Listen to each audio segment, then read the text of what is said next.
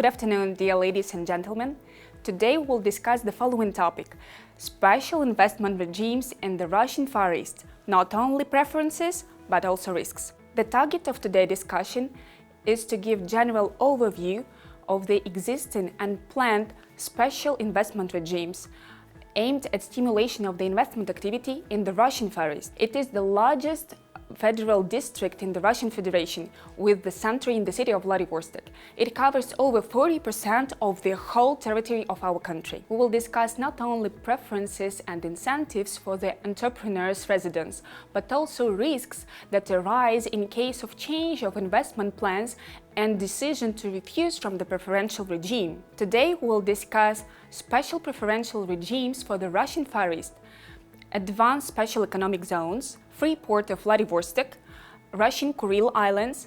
Also will consider a new investment instrument to be opened, international special economic zones. Also will discuss general preferences and incentives for investors, requirements to become the resident and the procedure. Also will consider main risks, general recommendations. Let's start. First, we'll discuss the existing special investment regimes, advanced special economic zones, SS, and free port of Vladivostok, FPV, because these two regimes have much in common. Initially, SS was created as an instrument for development of the Russian Far East, oriented at global competitiveness and making the territories attractive for investors from the Asia-Pacific region. So what is SS? It is a part of the region in the Russian Federation which was granted a special legal status to facilitate entrepreneurial activity, to stimulate attraction of the investments, and to create favorable conditions for social and economic development of the region. Each SS is created on the basis of the Russian government decree for a term of 70 years, which may be extended. And each SS has its own specialization for types of activities. For example, Amurskaya SS, it's about logistics and manufacturing industry. Kamchatka SS, fishery, fish processing, touristic cluster, logistics and recreation. Free port of Vladivostok, FPV, is the territory with a special legal regime in relation to tax, customs and administrative matters. It is part of mainly Primorsky territory and some other regions of the Russian Far East, including territories and water areas of the seaports. FPV was created on the basis of the federal law in 2015 for a term of 70 years, which may be again extended. For purposes of operating FPV and SS and supporting investors, the management company was founded. It is Far East and Arctic Development Corporation Joint Stock Company, where the government of the Russian Federation is a 100% shareholder. Now we will consider general preferences and incentives available for the residents of the SS and FPV. Tax incentives. It shall be noted that each region may establish its own tax rate, but we will consider the general rules.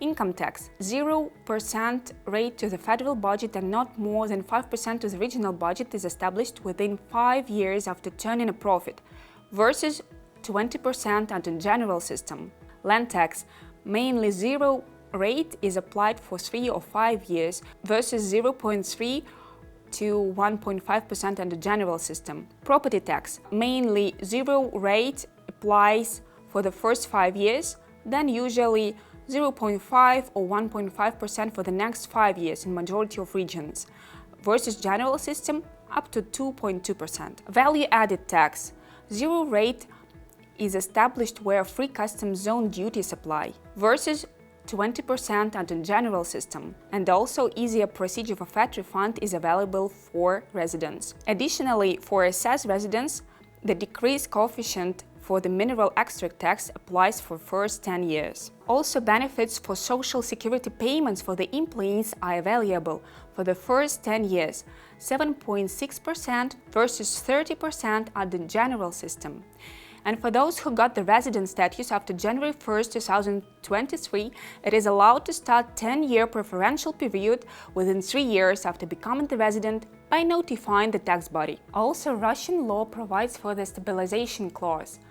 It is, the residents are protected against changes in the tax legislation worsening conditions for conducting activities in comparison to those that applied when the resident entered the investment regime. Now we'll consider administrative preferences. The residents may use the benefits of the free customs zone. Also, they may attract foreign labor on a quota-free basis, use made in SS and FPV trademark for their goods. Also, the managing company supports residents in promoting their business name, goods and services, and also is entitled to represent interests of the residents in the court. And other preferences. The main advantages of the SS in comparison to many other preferential regimes, including FPV, are as follows. The resident is entitled to get the landlord and other property in ownership or lease for purposes of project implementation, applying reduced rental rates. Also, the resident is entitled to use infrastructure facilities built and operated at the expense of budgetary funds. Heat supply, water supply, roads, etc. However, more attractive preferences mean more serious consequences for breach of obligations of the resident, and we will consider them a bit later.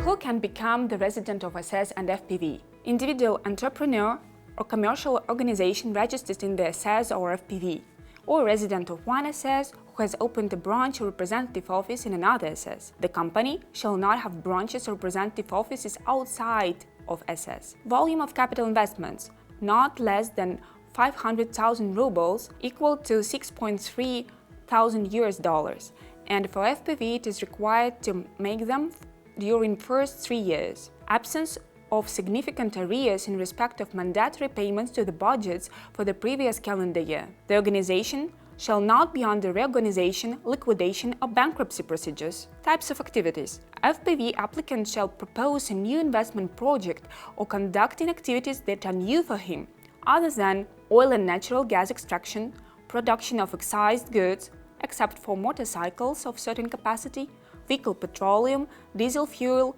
motor oils. Regarding SS, types of activity must correspond to the Russian government decree on creation of this specific SS. Additional requirement for SS is that organization shall not be involved into the regional investment project.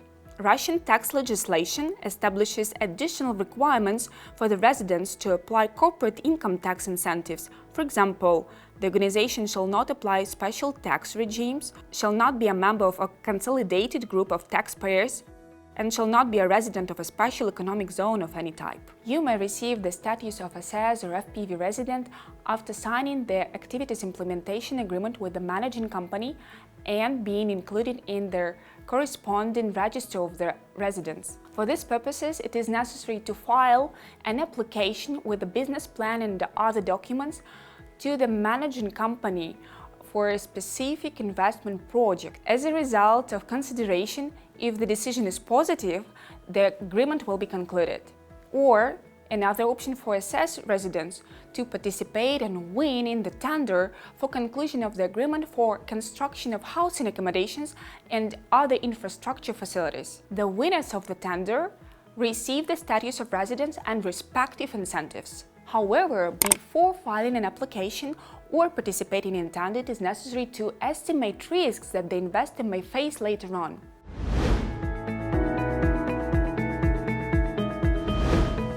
It is necessary to say that FPV residents actually face no serious consequences, unlike SS residents.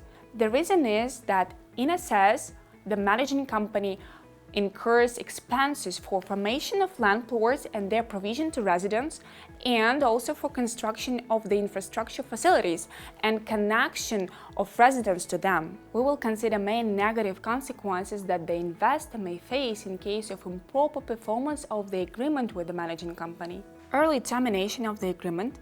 A person loses its resident status and is deprived of preferences and incentives. In the event of agreement termination, if the agreement is terminated due to the breach by the resident, it has no right to reimburse its costs incurred for project implementation. For the SS resident also, payment of the penalty, compensation of damages to the managing company, and prohibition to carry out activities in the territory of the SS later on, and tax risk for residents of SS and FPV, additional charge of social insurance payments, payment of overdue interest and fine. We will consider the key aspects.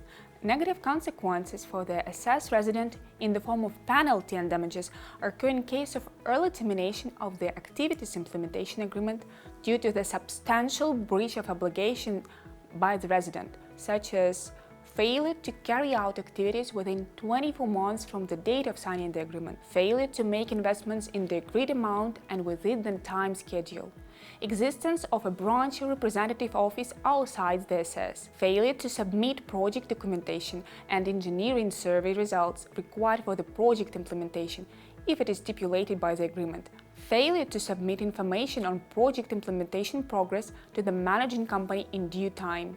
It shall be noted that for the recovery of penalty or damages, it doesn't matter whether the agreement is terminated in court at the request of the managing company or by agreement of the parties in an extrajudicial procedure. The penalty is usually established at the rate of 0.01 or 0.1% of the amount of investment declared by the resident. The penalty rate depends on the nature of breach of obligations. The maximum rate may be fixed for failure to make investments in the amount and within the time frame stipulated by the agreement. For example, if the delay exceeds 2 quarters and the capital investments are less than 50% of the planned schedule. When deciding to recover damages or not, the managing company considers incurred expenses for construction of the infrastructure facilities and formation of land plots for the resident, and also prospective demand for the created infrastructure and land plots by other investors.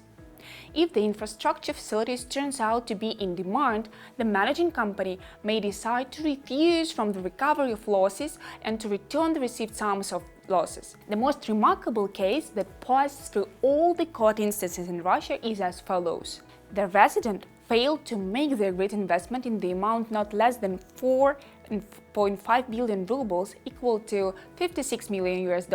The managing company incurred expenses on connection of the resident to the infrastructure facilities. The parties terminated the agreement, and the court satisfied the claims of the managing company to recover damages in the amount of 19.5 million rubles and penalties in the amount of 5 million rubles. Therefore, the mutual agreement of the parties to terminate the activities implementation agreement did not prevent the former resident from damages and penalties recovery. Tax risks. Today, we will consider the most widespread tax risks occurring in the course of the residence activity. They are related to social insurance payments. The respective decreased tariffs were initially introduced for stimulating the residents to create new jobs. New jobs mean that they shall be created for the first time in the course of fulfillment of the activity implementation agreement. The tax body carries out inspection to check whether the residents reasonably apply the decreased tariffs. As a result, the tax body often charges the resident with the social insurance payments additionally, applying common tariff 30%, prescribes to pay overdue interest and fine in cases when it considered that the resident applied a decreased tariff to the employees not occupied in new jobs. The problem appeared, for example, when personnel was employed before conclusion of the activities implementation agreement. Currently, the Chief Executive Officer and Chief Accountant employed before the agreement are considered to be new jobs, if stipulated in the business plan and other documents of the resident. New employees exceeded the quantity agreed in the business plan of the resident. Currently, it is allowed to create additional jobs subject to approval of the authorized body. Another example is when all previous employees were transferred to new jobs. Currently, such transfer is allowed after re-education. Therefore, it is rather important to consider all recommendations of the tax body regarding creation of new jobs and attentively plan the personal employment.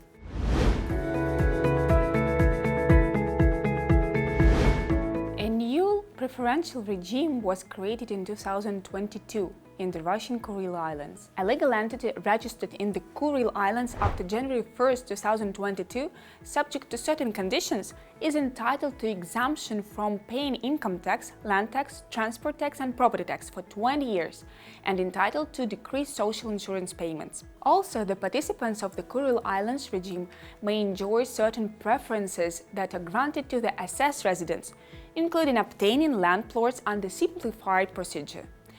There is no need to get the SS resident status additionally in this case.